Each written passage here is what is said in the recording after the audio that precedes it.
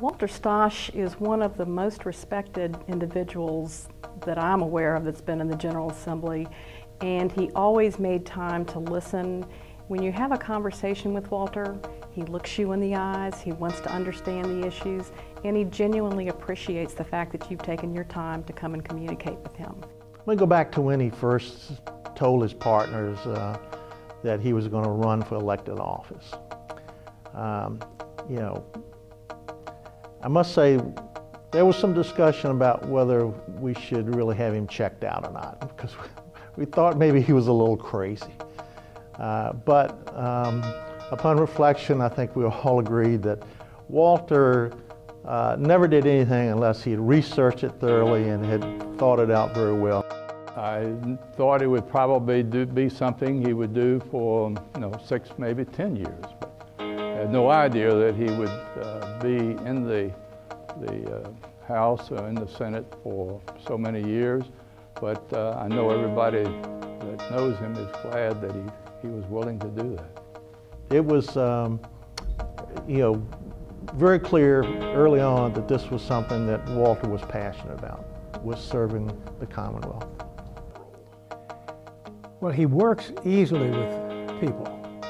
And in the General Assembly, as in Congress, those who can work with the people in the other party can get a lot more done than those who simply oppose.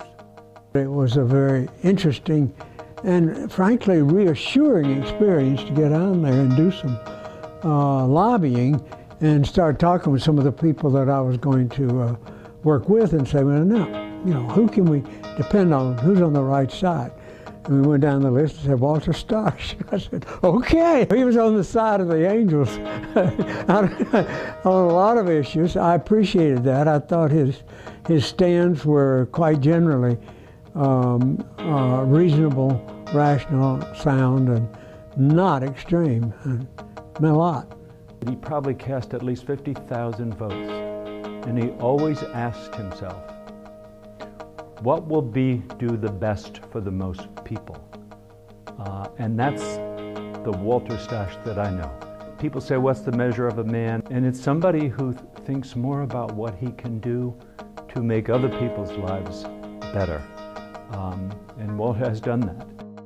I served as chairman of the Board of Accountancy, and there were certain accomplishments that we attained that we could not have done without Walter's help, and probably most importantly, the respect that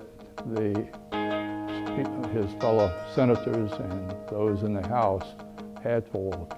I personally have learned a lot from getting to know Walter over the years and having his guidance and his counsel there as I've learned to navigate the legislative process here in Virginia, learning how to negotiate our position on various different issues, learning the different personalities, how to accomplish our goals.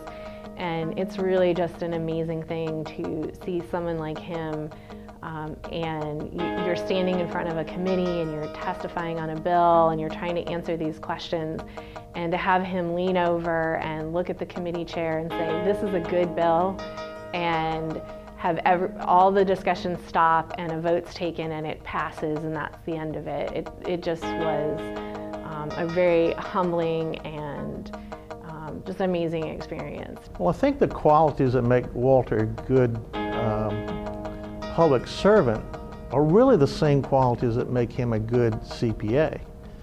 And that is his integrity and trust and respect, and certainly his intelligence and his thoroughness, attention to detail. I mean, Walter has an incredible talent for seeing the big picture, but also paying very close attention to detail. He's always an advocate, no matter what the party line is. While he's been in the General Assembly, he does really represent all sides. He has such great insight. He's kind of been that voice of reason.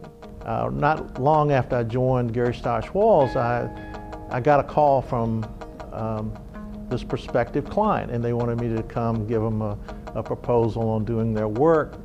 And it happened to be a client of Sam Durio's firm. It wasn't Sam's client, but it was a client of his firm. And I got it and I said, you know, maybe I better go counsel with Walter about this one. So I went in and to Walter's office and said, you know, hey, I've got this dilemma. I need your advice on what to do. You know, one of Sam's firm's clients has called and they're not happy. And they want us to give them a proposal on doing their work. And his immediate response, you know, when I asked, well, what should I do, was, oh, by all means, you've got to call Sam and tell him he's got a client that's not happy. And that just, to me, was a good example of what Walter's all about, his professionalism, his character, and his integrity. When he announced his retirement, he quoted a verse from Ecclesiastes about, you know, there's a time for every purpose under heaven. It was almost as though he was saying, my work is done, I'm finished. And I know that man can walk off with his head held very high because he's done so much for this Commonwealth. Hi, Walter. I just want to thank you personally for making my job representing the profession at the General Assembly so much easier over all these years. You embody all of the values of the profession, integrity, objectivity. It was never about you. It was always about what you could do for the people in Virginia and for the Commonwealth itself. You represent our profession in such a way that we could never really repay you for the length of service, the dedication, and how you represent who we all strive to be every day in our life. On behalf of the VSCPA, I just want to send our heartfelt thanks to you for all that you've done for the profession.